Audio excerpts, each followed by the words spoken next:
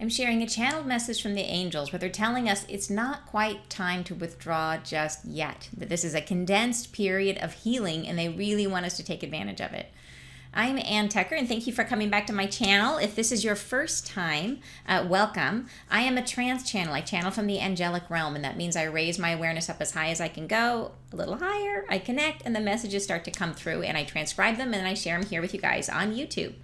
And today's message from the angels, and they've been giving us a lot of messages lately about this very unique time that we're in this time of compression, and they're asking us to really take advantage of it for our own healing. And all of us still have healing to do, right? All of us have more junk to clear, or we wouldn't be here. So even for those of you who volunteered to come back, we all of us have stuff to clear. So anyway, so today's message is all about that. I also have to share with you an invitation to a meetup that I host, which is going to be about prophetic dreams, lots of which are going to be about the ascension. So I thought it might be appealing for you guys. So I invited Michael Sheridan to join me, and I will introduce you to him as well. He's going to be the speaker. He's a dream analyst who I've worked with for years, who will share some information about prophetic dreams and dreaming. So I hope you enjoy the message. So, but before we get started on the message, I wanted to share with you guys something that's coming up. A lot of you guys know that I host a meetup group called Wisdom Soup. And I've been doing that for about 4 years, and it's something I love to do. I bring in, it's the way I keep growing. I bring in speakers on all different extremely woo-woo topics. And we cover everything from from dragons and fairies to quantum, whatever. Like, we cover it all. If it's interesting, if it's metaphysical, if it's spiritual, if it's woo-woo, then I'm interested. So I've had loads of speakers over the past 4 years. I've been running this group. It used to be only in person. Now it's online because of COVID, and so now it's grown to be a much larger thing with people from all over the place. And so but anyways, I host this meetup. And this month, I'm going to have on a guest who is someone that I absolutely love. It's Michael Sheridan, who's somebody that I've worked with a lot in the past. He has been instrumental in my own awakening and my own development, because he is a dream analyst, and really the best dream analyst I've ever encountered. And what I love about his modality is that it confirms itself that when you have a dream, using his method, you will see symbols for the same thing multiple times in the same dream. So you're getting it right. So it's literally like a direct connection to a conversation with your higher self. And yeah, I do connect with the angels, and I can get lots of information there, but my dreams are always right there, and they're always providing information that I don't get otherwise. It's a different conversation, and it's incredibly helpful. So in any case, but that's a tangent. Michael is going to be coming on to Wisdom Soup to talk about prophetic dreams. And I brought him in. I asked him to join us live today to talk a little bit about what he's going to share at Wisdom Soup. So I would love to introduce you to Michael Sheridan. And here he is. Thank you for joining us, Michael. Hi, Ann. Thanks for having me. Always a pleasure. So I've been working with you for years and years and years, and it has made such a difference. But one of the things we covered, so we've been talking about dreams, has been prophetic dreams. And it was super interesting for me as I was starting to get these messages from the angels about stuff happening, especially because you guys know in the beginning when I first started getting information about the Earth Rift and blackout and all this stuff, and I was not comfortable sharing it. Like, it was, it just felt like gloom and doom, and it was scary stuff to share. But one of the things that really helped was seeing those things show up in my dreams. And so you helped me to see which dreams I was having, which were prophetic. And so one of those dreams I thought we could talk about today, if you are game. Yes, absolutely. And also, like, sticking with you saying, okay, looking at the dreams and saying, okay, these match what I'm being told. We did this before, and we looked at dreams that we received from just random people, random at the time, and they're all saying the same thing, which is also like, okay, whatever about you influencing your own dreams, you're certainly not influencing anybody else's. And some of the dreams are very old dreams. And it's interesting too, if you talk to any of those dreamers years later, they are still convinced. It's like, no, this is, I know this is. And some of the things from those dreams have actually come to pass. Like some of them have, like people had dreams and they had multiple components, and some elements, like Jen White's dream, who's a member of our group here, Yeah. her dream had pieces in it. Like she dreamt about the Seattle Eye before it even existed. It was in the dream, the same dream where she dreamt about a lot of these ascension events, which is And using her friend's apartment in a yeah, particular building in Seattle. She didn't have friends there. She didn't live in Seattle at the time. And then she did afterwards in that yeah, very apartment. yeah, So it's which like, is amazing. okay. Yeah, So you can understand why she's like, yeah, I believe the rest of it's going to happen too. yeah. Yeah, but you're right. That was a huge part of it too. That gave me a lot of confidence in terms of coming out and sharing what I got, was because there was all these other dreams that other people had that were showing the same things. So it was really, really compelling. Yeah. So one of the dreams I thought we would talk about is the one I had, because I was dreaming about, I had been told by the angels that there was going to be something happening in the Indian Ocean, somewhere around there. It was like Indonesia, Indian Ocean, and then I had a dream where I was in downtown Seattle walking down a street, and on my right, I saw inside what should have been a store was actually a subway station, and there was multiple trains coming in, and the biggest one had a support beam over the cross of a big opening, which was like but the support beam was like a carved Indonesian, handmade beam over it, and it was a faulty beam, and they were taking it out, removing the beam as all these commuters were coming and going off the trains. And that was the dream. And so, Michael, what does it mean? Well, it's very specific. It's about a fault line in Indonesia that's going to cause a problem, or has the potential to cause a problem. Yeah. And in the rest of your dream, everybody's coming and going, oblivious to the fact that this work is being done, which means that people are oblivious to the danger. And I do find it interesting, though, that there were workers working on the beam to try salvage it, so then it's a case of, oh, is this going to happen, or is this something that has a potential and they're trying to make it not happen? Yeah. That's they were definitely replacing it. They were taking it down and they're going to put a new one in. Yeah. So yeah, good question. But yeah, so anyway, so that is one of multiple dreams. So what are the major themes that we're going to cover at Wisdom Soup? And Wisdom Soup is coming up on Thursday. I will post a link to the event in our Facebook group. I'll also put a link in the description box of the YouTube as well, down below in the description. If you want to join live, if you're watching this after the fact, then I'll put a link to the recording. And also, I will tell people how to tell whether their dream's prophetic or not, because there is a way to tell, and how to tell other things. So I'll be bringing in other dreams that people have had that have actually happened. How can you tell if a dream is about the imminent passing of somebody close to you, that kind of thing, which is useful to know, because our dreams do a lot of that for us. They tell us about things so that we can have closure, so that we can have good times with somebody, and sometimes so we can change the likely outcome of an event. So yeah. So one of our one person commented, she said, I dreamt about the January 6th coup attempt and saw that woman get shot 2 days before it happened. Wow. Yeah. That is an interesting dream. If you want to send that over, we can maybe see if you want to take a look at that one, Michael. If you want to send the details of the dream, if you want to just message me and include as many details as you can remember, what would you like for her to send, Michael? Yeah, as much as she can. The whole thing about these is how many people have these. It was the same with the Twin Towers when they went down. How many people had dreams around that time of an event like that happening before it happened? Yeah.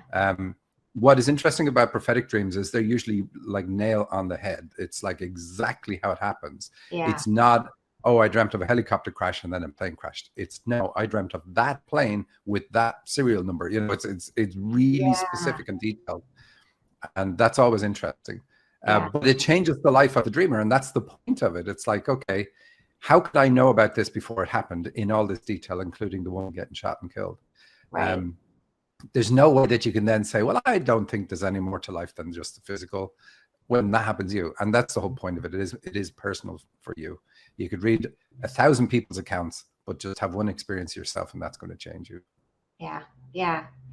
Fantastic. So anyways, it's going to be a super cool discussion. We're going to go over a bunch, like you said, he's going to talk about how to know if your dreams are prophetic. You're going to talk about specifically sharing some prophetic dreams, including ones that are about the ascension events. So, so you're definitely going to want to tune in. So like I said, I will put the link in our Facebook group. I will also put it in the description box on YouTube.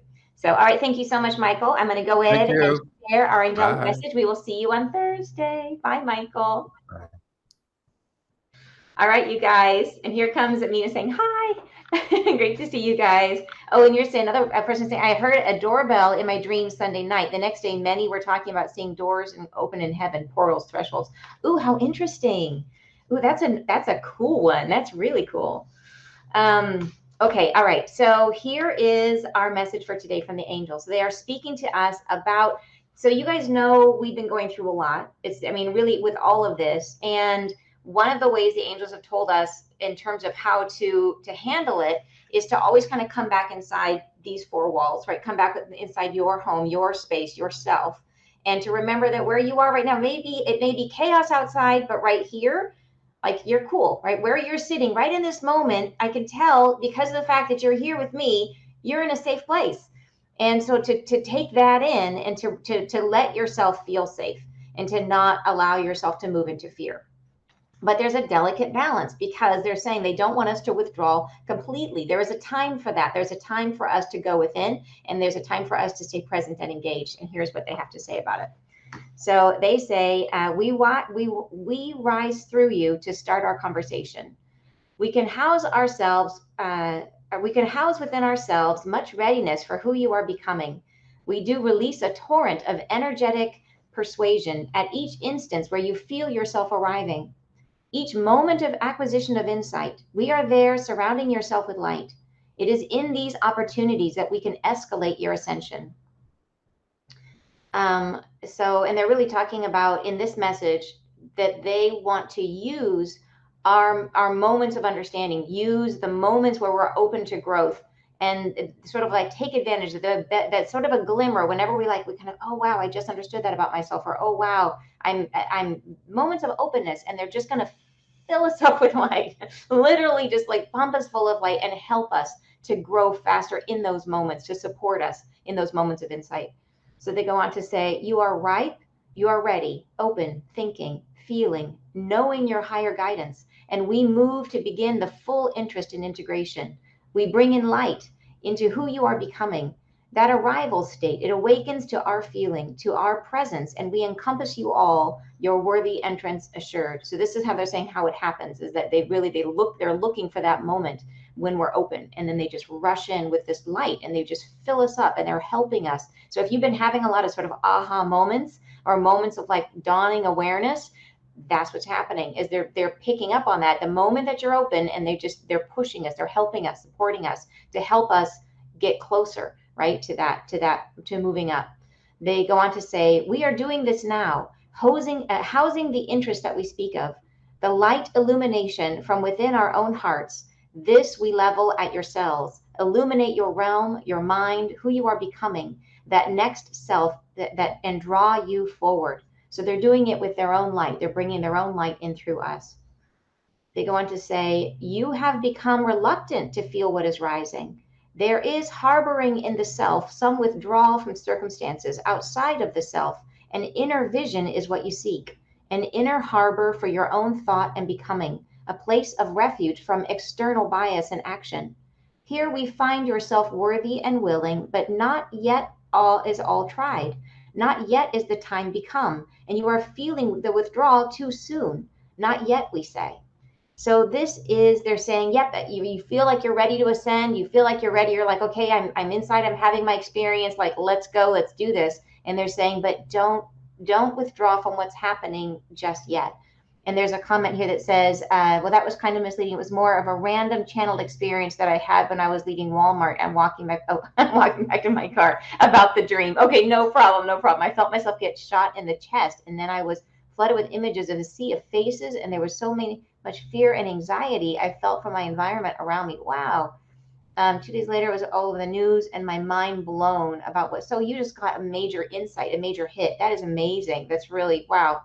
Well, it must have been really traumatic to feel that, but yeah, it sounds like it was definitely a prophetic vision. That's amazing. And thank you for sharing it with us. Okay, So, okay, so they're saying not yet is the time become, and you are feeling the withdrawal too soon. Not yet, we say. So it is tempting. I know, like with all the chaos, it is tempting to kind of just pull back and pull away and to not take part in what's going on. And they're saying that they don't actually want us to do that just yet. There will be a time for that when that will be the healthy thing to do. But right now, there's opportunity for us in the chaos. They say, raise into what is. Be here, present now, where you are. Feel what is occurring. Sense your own trajectory, your own frustration, anger, energy, and action. It is all in service to the self. We know you are working in a context of great anxiety, that there are happenings in abundance to disquiet the self. There are polarities, anger and transgression, fear of what is becoming. It all resides here now, where you are, and withdrawal feels peaceful, quiet, and welcoming. And it is here in withdrawal that you will eventually find your transport through, focusing awareness on your own self. But now all rise in friction. So they're really saying there's like stages to this, right? There's stages to this period where they're saying well, we're going to be going into a kind of a heightened chaos.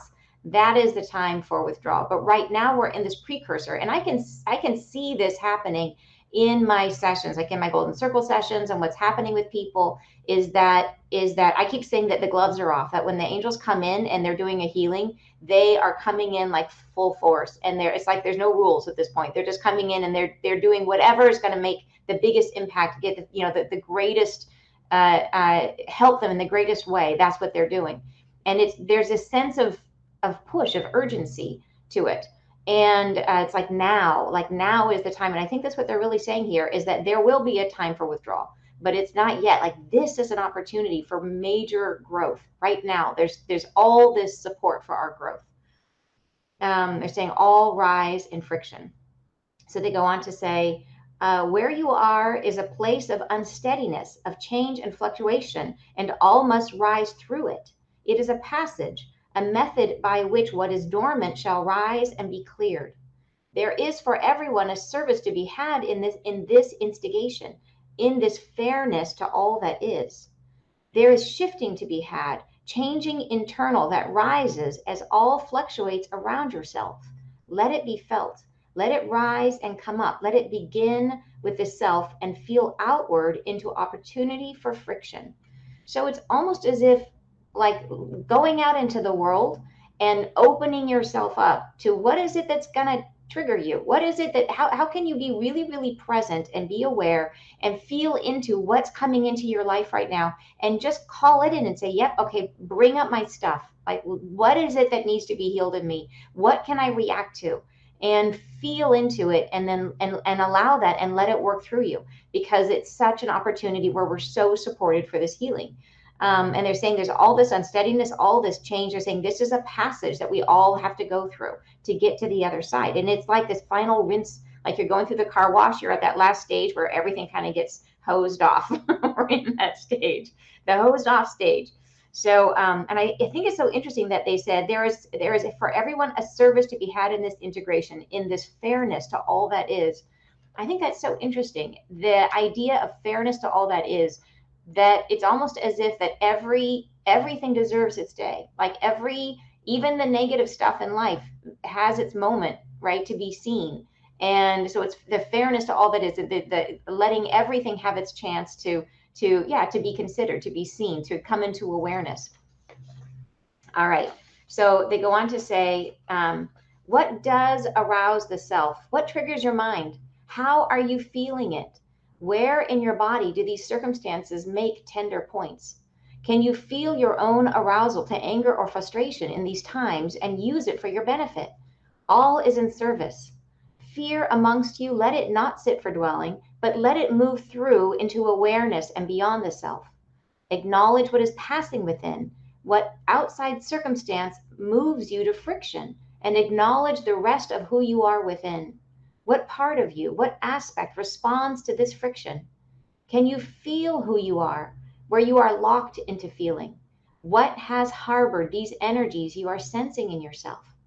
So, and I can tell you when I go into healing with the angels, what I see, it's like we are like a many layered cake, like layers upon layers upon layers. And there are like, it's almost like every moment of our life that is impactful forms a self, right? Forms an aspect of ourselves. And those, so as you're working through different things, there's all these layers of you. And if it's something really traumatic, it's like it gets locked into an aspect of you that's still there, that's somewhere in your system. And so they're saying what aspect of you is responding to something. So anywhere where you're in a place where someone else is wrong, right? Anywhere where you're in a place where you're feeling triggered, angry, frustrated, those are all energies that are in you. And if you're, because think about this, if somebody insults you and that insult doesn't make any sense to you at all. Let's say someone insulted me and said that my whatever, that my hair was too purple, right? Oh my gosh, your hair is so purple, I hate it. Well, my hair isn't purple. It doesn't make any sense to me. That they could say that and it wouldn't hurt my feelings at all, right? It's because it's like, well, that doesn't fit. They don't really see me. That's not me. It's meh, okay, whatever. It's just a comment. It doesn't affect me. But if they were to insult me with something that lands on a tender point, as they were calling it, like lands somewhere that where I actually believe it, right? Where it's something in there that I agree with, then it's going to trigger me and I'm going to feel it and it's going to bring up a bunch of junk. And so what that is that has nothing to do with the person who's insulting me. It has everything to do with the fact that I believe that about myself. So they're saying this is the time to let the world, all the chaos of the world, trigger all your junk, all the places where you doubt yourself and all the places where you're angry with yourself, right? All the places where you have cast blame outside of yourself on someone else, when in reality there's an ache inside of you that's really the tender point. So that's what they're talking about. And I know so many of you guys are healers and I'm speaking to the choir here, but I think it always helps to hear it again. Right? It's never falling on deaf ears. It's always a good reminder. All right. So they go on to say, use this time to go inward. Yes, to feel what is below the surface, but let it not lead you into such dull reflection that you are tempted to withdraw from what is. The time is now. Feel it, what passes. Let it climb into awareness without judgment of self or other. Simply observance of what is being revealed to you inside the self. So it really is about reflection, self-reflection, but it's that process of really engaging in the world, engaging in now, knowing that the angels are like right there, like they're waiting for you to have these insights, right? To recognize like, oh, wow, that does hurt. There's something in me there. What is that? And they're going to just flood you with light when you do that. So they go on to say, assume all trials are made for purpose of now, this time. Let it all have meaning, personal and significant, and not for continuation of what has been, but for arrival of a new state to come, of the release of what has been. See each instance of disquiet as an opportunity to clear and release and rise. And they go on to say, and we are there, standing guard, watching all that passes and waiting for the opportunity of insight, of self-reflection, to infuse you all with great beauty and satisfaction, to give you our light, to take you up. In moments of clarity and willingness, we lift you up and support your insight.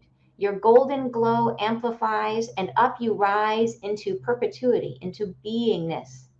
You are rising, but be present to what is. We are before you on all sides, waiting for your acceptance of the gifts on offer, of the trials and tribulations of this time, to rise from within with our guidance and light. We infuse you now, guide you, hold you, and help your ascendance. Receive us. We thank you. So another beautiful message. And I am noticing a trend in the angels, how they really are, they're pushing us right now, right? They're pushing us in a bunch of different ways. And they've been talking about how this is such, and I think this is a big part of why is it that we all volunteered to come here right now? Like, this is a crazy time. Like, why? Like, yes, it is to witness and to be part of this ascendance. But the other, I think, huge piece of it is this is a massive time of compression.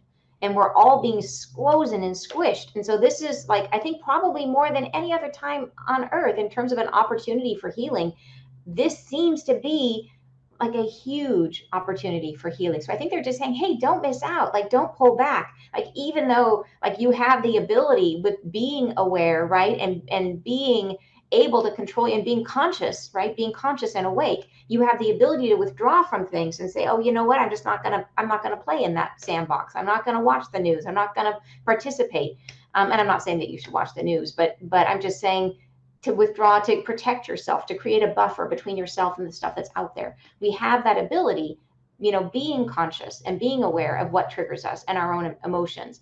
They're just saying, not quite yet. Like, don't do that now. Stay engaged, stay in a posture of interaction where you can start to feel what's rising up in you, because this is such a special time where we all have stuff to clear. All of us can be, if we were perfect, we would be already united one with source, right? So all of us have junk, and this is such a special time for clearing it. Such a compressed and condensed time with so much support. That idea that the angels are all around us, just waiting for us to open it a little bit, just be like, oh, wait a minute, what is that I'm feeling? And then there's whoosh, like light, right? You're going to get so much support. So, okay, here's some great comments. You're saying, I've been trying to rewrite a lot of habit patterns to shift them into a higher frequency as well. Awesome. Saying, as working through old random things that have come back up and have been rewriting my own history. It's been so amazing. I've been so grateful for all this craziness. Wow, I think that's such a perfect example of what we're talking about, right? That you are using this time and really bringing up your stuff. Hello, yay, I'm glad you made it too. And you're saying it's a great point about triggers. Yeah, it really is. I think it's paying attention to our triggers, right? And you're saying, at this point, I'm ready to become a cosmic cat and take a 1,000-year nap.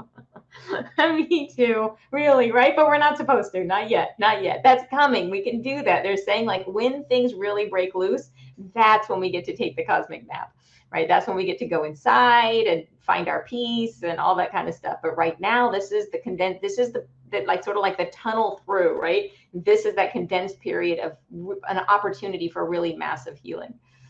All right. And you're saying, wow, I had not thought of it like that. Thank you for the insight. You're so welcome, you guys. All right. Thank you so much for joining me. It was wonderful to spend the morning with you. And if you do want to join Michael on Thursday for our Wisdom Soup meetup, like I said, I'll put the post. It's going to be coming up. I'll put in an announcement really quick. I just got to get all my details together and send it out there. But you guys are all invited. It would be fun to spend the night with you. I mean, you know what I mean. Spend the meetup with you. Yeah, you know what I mean. Okay. Thanks, you guys. Have a great weekend. I'll talk to you soon. Bye-bye.